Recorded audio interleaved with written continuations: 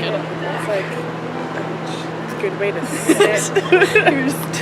Hello, everyone, and welcome to Fistful. I'm so sorry. I didn't know we were starting. I was totally trying to figure out how to sit.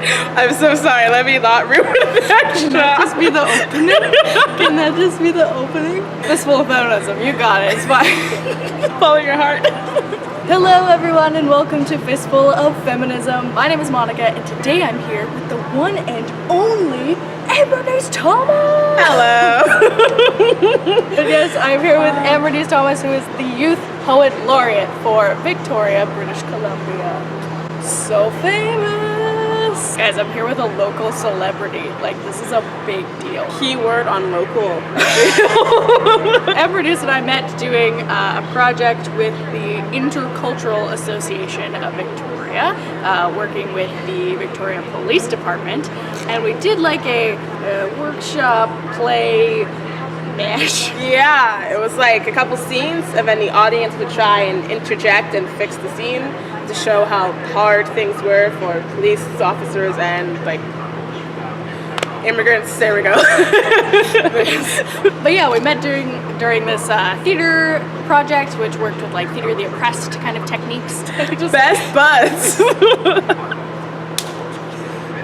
Killing it. And this summer we were both working for Intrepid Theater for the 30th annual Fringe Festival. Yeah. Which is awesome. Anyway, all that aside, today we are talking to Ann-Bernice about your wonderful life. Oh. Let's do this. All right. First off, as I mentioned before, you are the Youth Poet Laureate of Victoria. Yes. So, do you want to tell us a little bit about what that entails? Sure. What you get to do? Totally. So I was hired by the city council and youth council to basically be an ambassador of like arts and poetry, and bring poetry and events to the youth of Victoria to like get them doing art basically. And so I work with Raising Voices, which is a company that gets spoken word artists into classrooms, and we teach workshops for like an hour to 3 hours, like a whole day, and just get interacting with the kids. And then I'm also running my own event, which is the exploration of the human body. Ooh. So you can still sign up. It's for 21 and under youth ages. I don't know, everyone's still young at heart. I don't fit into that bracket anymore. I'm too old. Sorry. This is the first time I've never fit in the youth bracket. Wow. This is a hard moment. Please continue. I'm so sorry. This is a hard moment. Moment of silence for Monica's youth. The human body. Yes, and so we get artists and poets, and we pair them together, and then they create art in conversation with each other, so about the human body. So Let's Go would be like the poet going first, and then the artist creating something from their poem, or vice versa, or them creating everything together. And we'll have a gala night around end of November, I think would be a good time for it. So you can still sign up. Sign up ends around mid-September, the 10th to 15th, I will tentatively say. So go to my website, or like just email me, or find me on Facebook, Wild Woman Poetry website, and my Facebook handle. Yes, yeah. that will all be down below, so make sure you check out all the information of anything that we mentioned in this video down below, as it will all be accessible to you there. So, poetry. Something that I never got into. It's an amazing thing to me. So how did you come into poetry? I've done like page poetry my entire life, but it's always like angsty teen emotion high school poetry, which is not to say it wasn't like good, but it wasn't like good, you know, but it was necessary for my heart. So keep doing your poetry, never stop writing. Wow. Last year of high school, Ontario had its first high school competition, slam team competition, and so my teacher, English teacher, Mrs. Garda, made a team, and she was like, Ann-Bernice, you're on it, and I was like, I didn't really want to. She was like, you don't really have a choice. So it's on the team. We placed second, actually, which is pretty sweet. Yeah, and I was terrible. I was so bad. My enunciation was like just not great, and like my actual structure, because like page poetry and spoken word are so different. I don't know. Right. But I guess I loved it because I kept doing it. But I moved out here for school, and there was the Canadian Festival of Spoken Word, which drew me in. It's an amazing spoken word community here. They just kind of took me under their wing, and now I'm here. Also, if you hear like music going on in the background and stuff, there is music playing because we're in like a public square. Because we have a filming studio. Yeah. Right?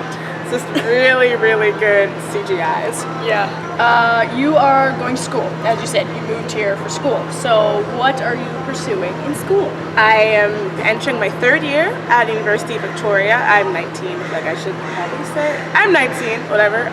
We already know my age bracket, so. And I'm doing a double major in theater and creative writing, specifically screenplays.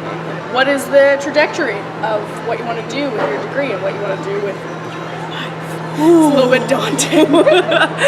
My end goal is to start my own production company and keep running my own production company. Just start it. Just start it and then leave. Peace. That's all I need. To start Get your and name on maintain. it. Yeah, right? That's it.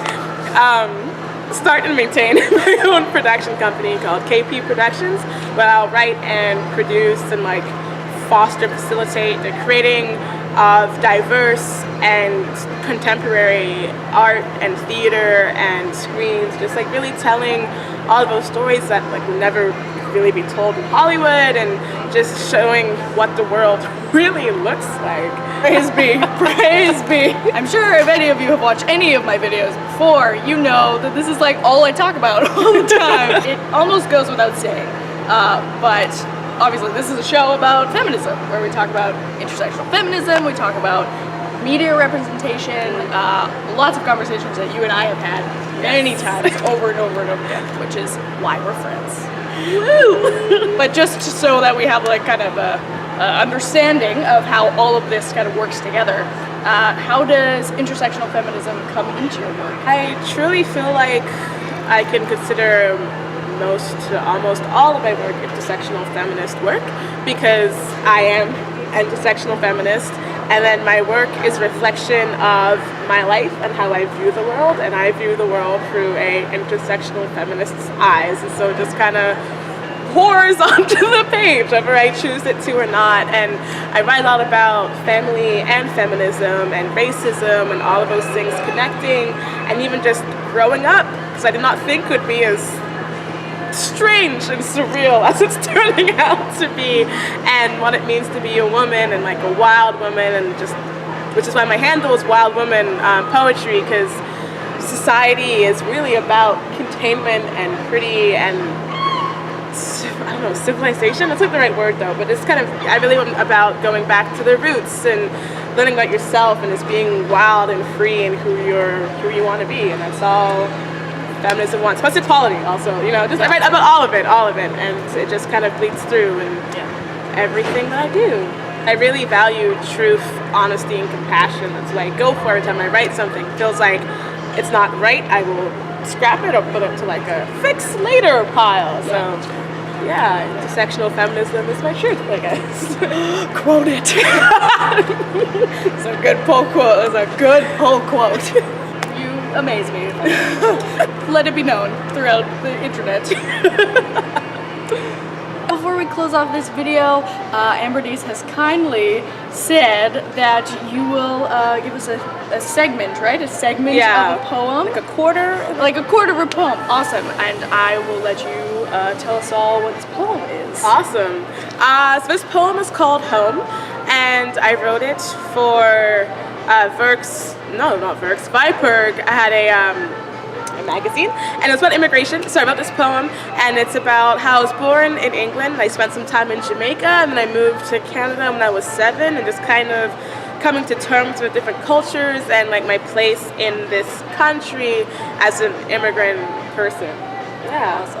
And without further ado, the song is really like distracting. No, I'm sorry. I'm so sorry. I am made of concrete jungles, of cracked pavement flower babies, dandelion seeds, and taxi seat windows. I am made of rainy Sundays. Well, rainy every days of woods hiding secret gardens and narrow winding streets holding years of industrial history.